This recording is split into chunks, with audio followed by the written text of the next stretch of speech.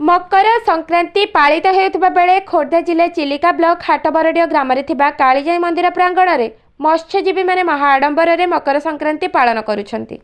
माँ कालीजाई दर्शन पाई निकटरे थिबा विभिन्न ग्राम भक्त मानकर सुओ छुटुछि। मकर मेला रे कालीजाई मंदिर में भक्तों समागम देखा जायछि।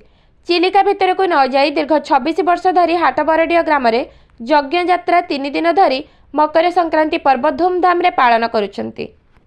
चिलिका गंडरे थिबा माँ कालीजाई ठाकुराणी को दर्शन करने बदल में निकटरे स्थापित होइतिबा हाटबरडिया ग्राम में माँ कालीजाई मंदिर ठारे मकर उत्सव अनुष्ठित हो जाइछि।